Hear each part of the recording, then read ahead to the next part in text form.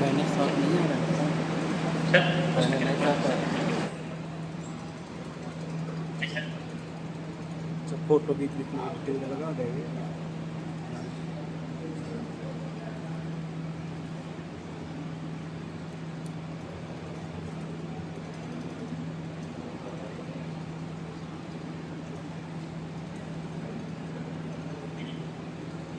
देखो भैया, जाओ ऊपर जाओ, फोटो खींच लो। ऊपर जाओ भैया। अब मैं मौका देते समेत सभी मंत्रासीन अतिथियों से निवेदन चाहूँगा कि वो इस पुस्तक को टैग से बद्ध पुस्तक को विमोचित करें और ताकि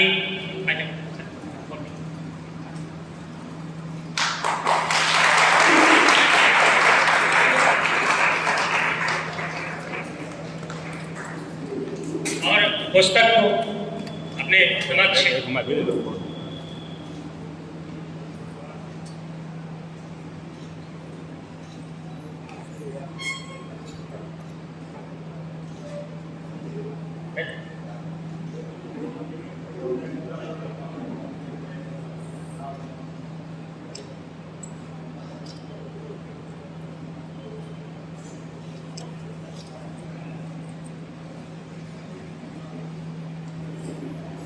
हट जाइए थोड़ा सा, सर के फ़ोन में बन रही ना।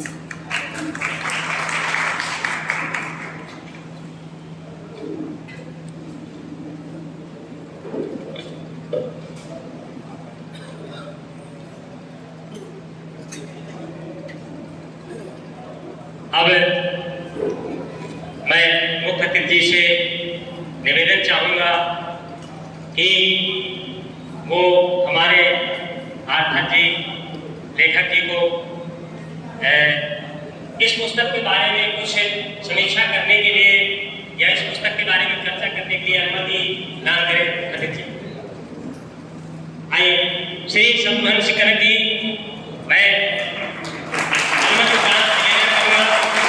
कि वो हम सभी को इस संविधान जनमानस के बारे में अवगत कराएं विस्तार से।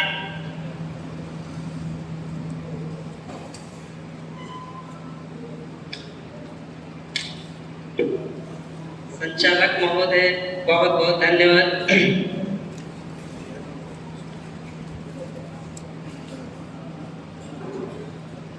मेरी जन्मस्थली ग्राम बिगहना की पावन धरती को नमन करते हुए और मेरी कर्मस्थली अतर्रा की पावन धरती को नमन करते हुए जिनसे मुझे शिक्षा प्राप्त हुई उन सभी विद्यालयों व गुरुओं को नमन करते हुए भगवान स्वरूप मेरे पिता व देवी स्वरूपा मेरी माता जी को नमन करते हुए मंच पर विराजमान सभी अतिथियों का स्वागत एवं अभिनंदन करते हुए भारत रत्न बाबा साहब डॉक्टर भीमराव अंबेडकर जी को उनकी जयंती पर कोटि कोटि नमन।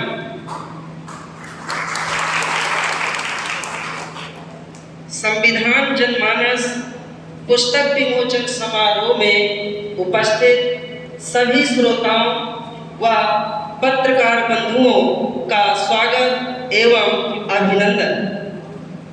अब मैं आपके सामने अपना कुछ छोटा सा परिचय देना चाहता हूँ। मेरा नाम शत्रुघ्न सिंह कनक है। मेरा जन्म 5/7/82 को ग्राम बिगहना में हुआ था। मेरे पिताजी का नाम श्री सुंदरलाल कुशवाहा है, जो ग्राम बिगहना के 2 बार प्रधान रह चुके हैं। नाम श्रीमती संपतिया है, जो एक साधारण गृहिणी है। साथियों, मैं रसायन विज्ञान का एक साधारण सा शिक्षक, परंतु मुझे संविधान में आने की आवश्यकता क्यों पड़ी, मैं इस बारे में कुछ बताना चाहता हूँ। शायद आपको भी ताजुब हो रहा होगा कि एक विषय को छोड़ करके जिस विषय को कभी हमने छुआ नहीं है, उसके बावजूद भी हमें संविधान की तरफ क्यों जाना पड़ा। जब मैं अपने से बड़ों के सामने बैठता था, मेरी हमेशा आदत रही है कि मैं अपने से ज़्यादा उम्र वालों के ही साथ बैठने की संगत करता था, जिससे मुझे उनसे कुछ प्रेरणा मिलती थी। उनकी प्रेरणा हमेशा ये रहती थी कि आप संविधान का अध्ययन करें। मैं सुनता था, मेरे आसपास जो लोग बैठते थे उनको भी यही मैं सुनता था कि उनसे भी कहते थे कि संविधान का अध्ययन करिए।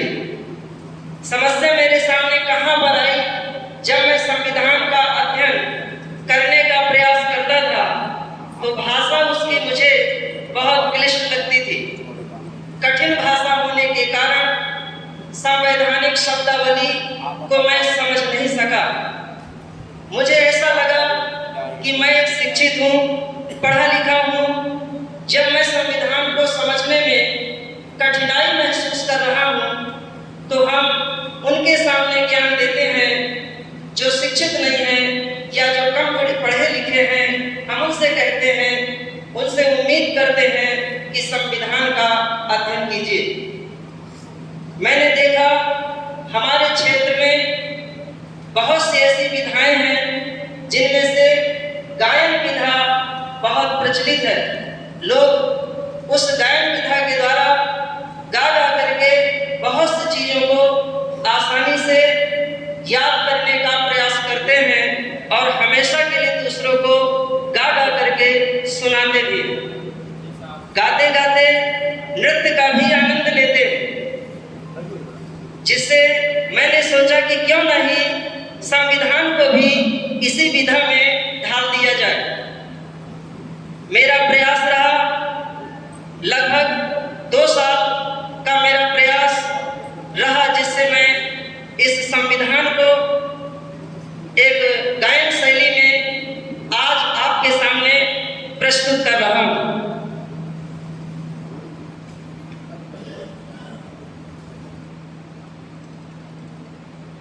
मैंने संविधान को काव्य में बदलकर सरल से सरल भाषा में समझाने का प्रयास किया। इस पुस्तक के लिखने का काम 25 नवंबर 2022 से प्रारंभ किया था और इस पुस्तक का विमोचन आज मुख्य अतिथि आदरणीय श्री वेद प्रकाश मौर्य जी CDO साहब, विशिष्ट अतिथि आदरणीय श्री BD मौर्य सेवानिवृत्त डिप्टी SP व विशिष्ट आमंत्री श्री ब्रजमोहन पटेल जी HRC प्रवक्ता भंते जी और यहाँ पर विराजमान मेरे पिताजी और कार्यक्रम की अध्यक्षता करते हुए आदरणीय एडवोकेट श्री शिव शरण कुशवाहा जी के कर कमलों से विमोचन हुआ। अब मैं अपनी पुस्तक का परिचय देना चाहूँगा, जिसका सभी को बेसब्री से इंतजार होगा। प्रस्तुत पुस्तक भारतीय संविधान का काव्य रूपांतरण है। इस पुस्तक में 2370 द्विपाई छंद है। एक बार मैं इस छंद का नाम रिपीट करता हूँ, द्विपाई छंद, चौपाई छंद नहीं, द्विपाई छंद। इसमें 117 दोहे हैं, 17 सोरठे हैं और 32 हरि गीतिका छंद है। संविधान के प्रारंभ में संविधान का सार प्रस्तुत किया गया है और संविधान के अंत में संविधान आरती भी प्रस्तुत की गई है। मैंने अभी द्विपाई छंद बोला, आप लोगों के मन में एक सवाल जरूर आ रहा होगा कि आखिर ये द्विपाई छंद क्या है। आपने सुना होगा चौपाई छंद में 4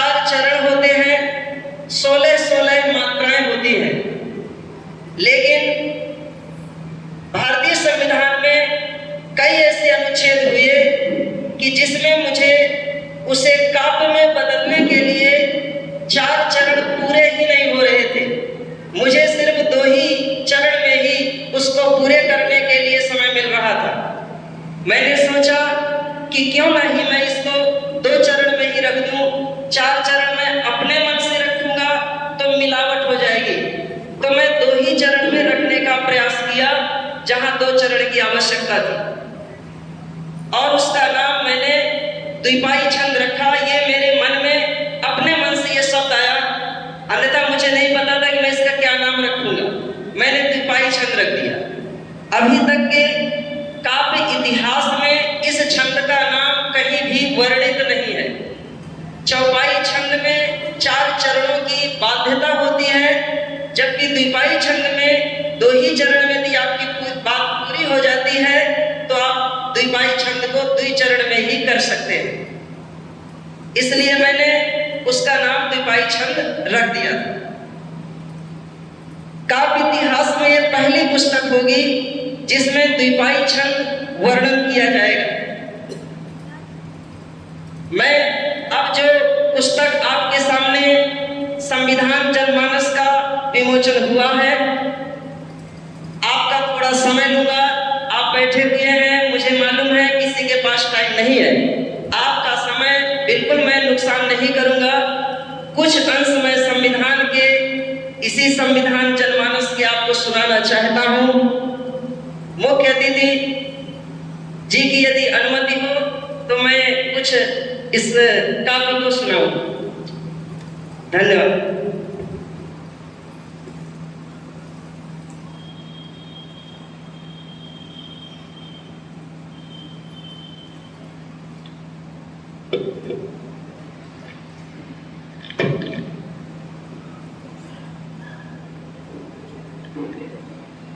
सबसे पहले हमारा जो संविधान है उस संविधान का सार हम प्रस्तुत करेंगे।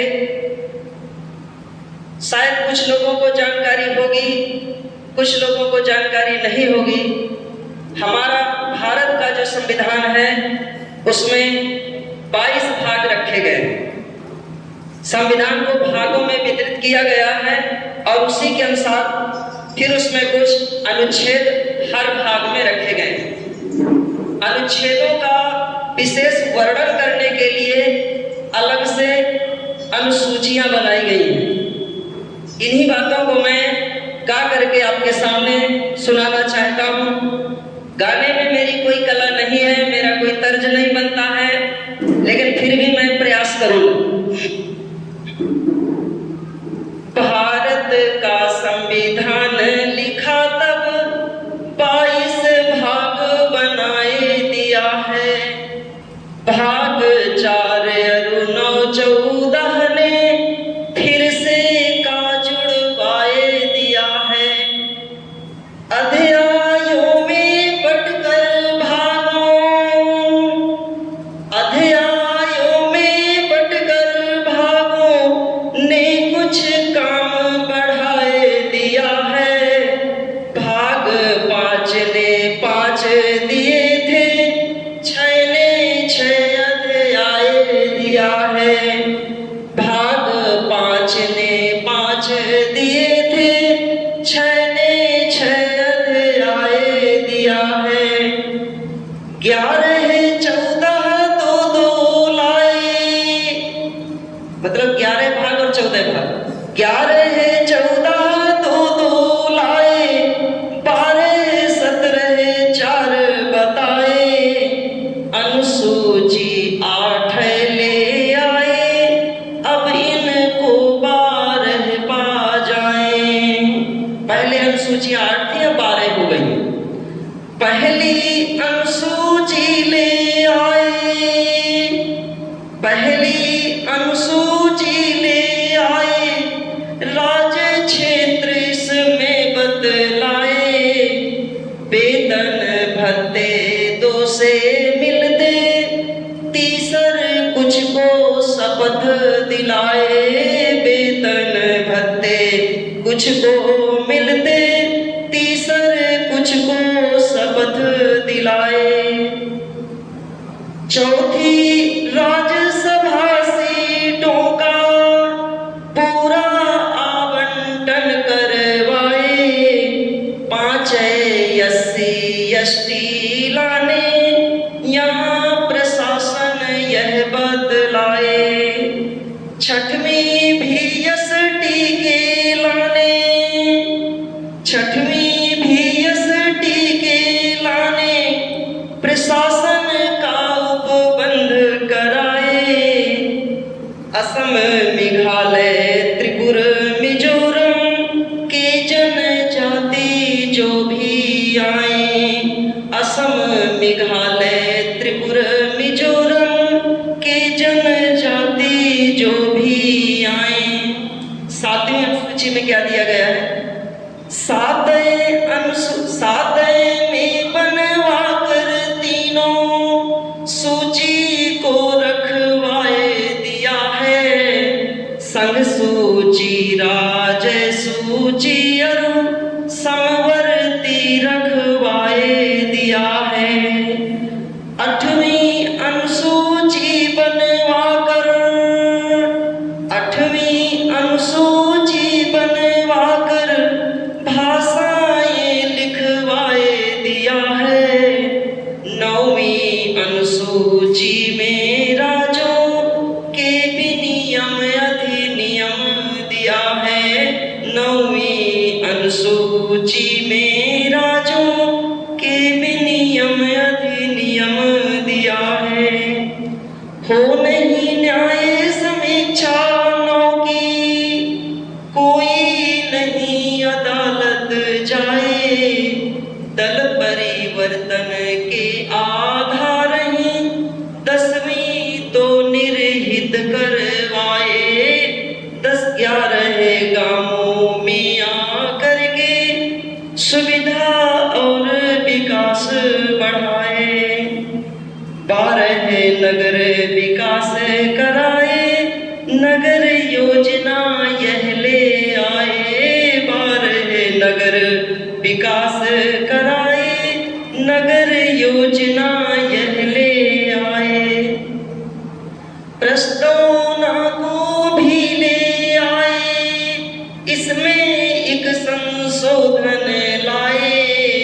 395 भाई अनुच्छेद इसमें रखवाए।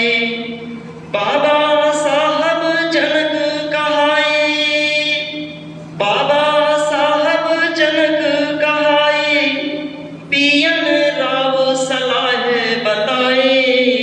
11 माह 18 दिन और 2 वर्षों में बनाए दिया है।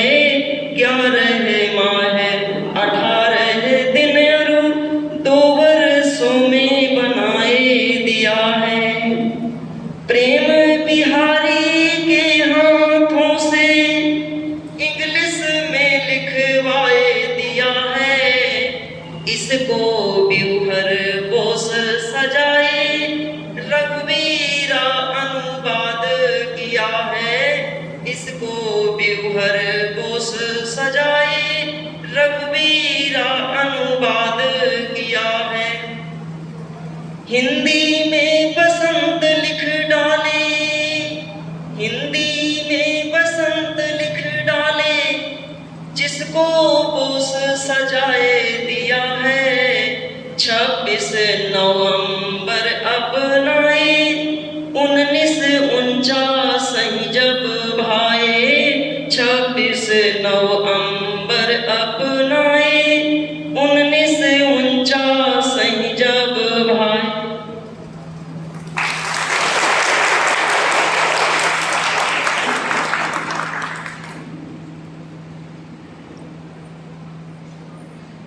ये भारत का संविधान था।